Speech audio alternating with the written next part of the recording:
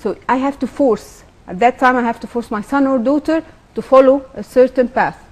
They cannot just, I leave them like this, but I have to you know, like give them the key and close the door.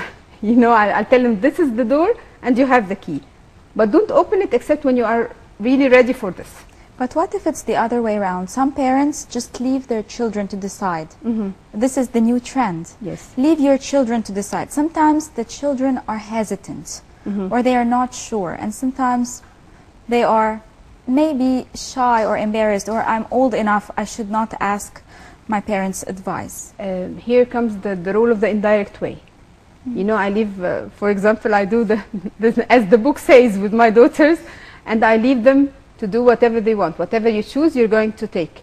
Even I was changing the system for my daughter and she decided to continue in the same system. I told her, okay, it's your choice, so you have to take it. I was convinced. If I wasn't convinced, I wouldn't have let her go in it.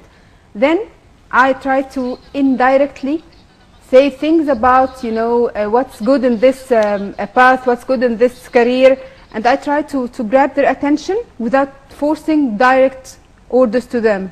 You know, I try to tell them this is a very good field to work in, like a media field, this is very nice, and I see people working there, reporters, whatever. I try to inject in an indirect way. But you monitor them at the same time. But let's move on to another important point. The whole world is undergoing the economic crisis and trying to overcome it. And while the world is trying to overcome this crisis, it doesn't look very cheerful, the image. It seems that it looks a little bit difficult to snap a job here in Egypt. So what targets should we put before our eyes to try to earn one by our own ends? And once we have the job, how can we maintain it? I told you before, developing your skills first, and then see. If I saw a lot of doctors applying for a teacher of science, for example. So it's okay. If you don't have a clinic, you can work as a teacher till you get money to make a clinic, or maybe you will love being a teacher and go on. Because sometimes you'll find a doctor, a female doctor, and she finds that being a science teacher, for example, is the best job for her as a mother, and she returns home early. So it's okay. You try to develop as much as you can, because it's a non-stop science. Developing skills is a non-stop science. You know, I've been teaching interpersonal skills for about 12 years, and every day they are, you know, even they are speaking about simple things in the interviews, like the accessories of the female, like the high heels or how many centimeters the heel is. You know, minimal details every day. It's, you know, the body language is a huge science. How can you sit, how can you talk, how can you listen? So you have to excel in this. If you don't find a job now, be trained. Take human resources, take human development courses, whatever courses that you may or that you will be interested in, and you will be But what about the real skills? The real skills?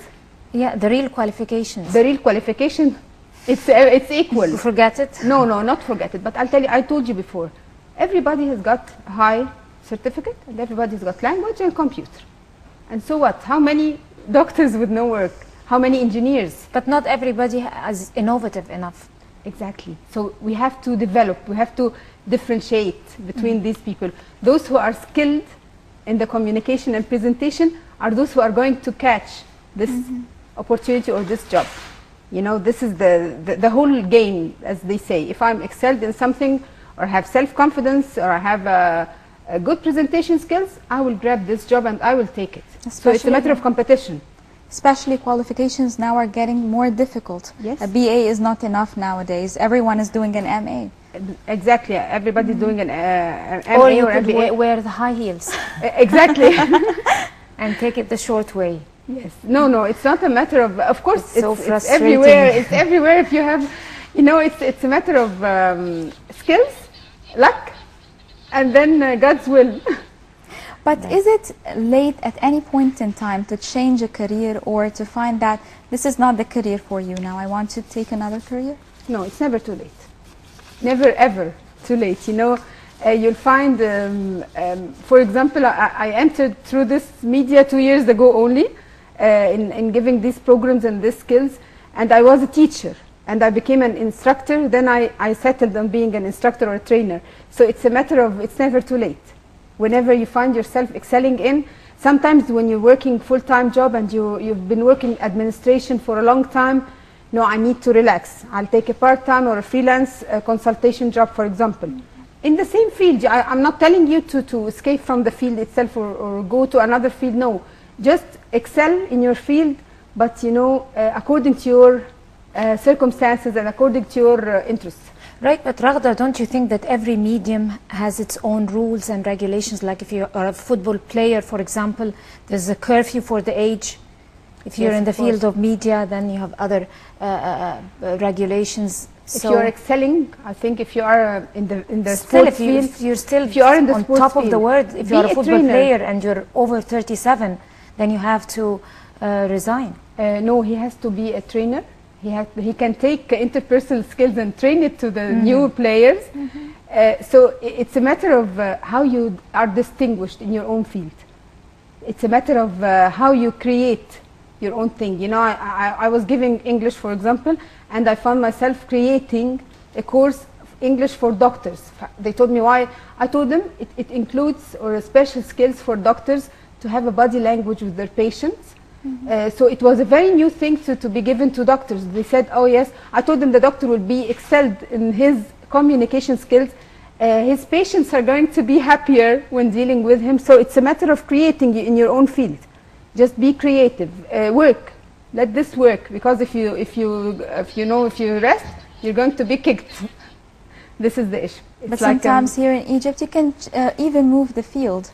And for example, a football player, he does not want to work in sports anymore. He can be a businessman. He can be a businessman, exactly. Very easily. Sales or something. Yes. Or a celebrity, a movie star. Yes, or you know. So we came up with solutions. Yes. It's just you try to be innovative. I think this is the key word of the thing, right? Raghda ElSaeed would like to thank you very much for your valuable tips and wish you all the luck. Thank you very much for coming over. Thank you. So, yeah, I think this brings us to the end of this edition of The Breakfast Show. I'd like to thank my colleague Zina Hussein. Same here. Thank you very much. And thank you all for watching. Hope you enjoyed the episode and see you tomorrow with another crew and, of course, different topics. Goodbye.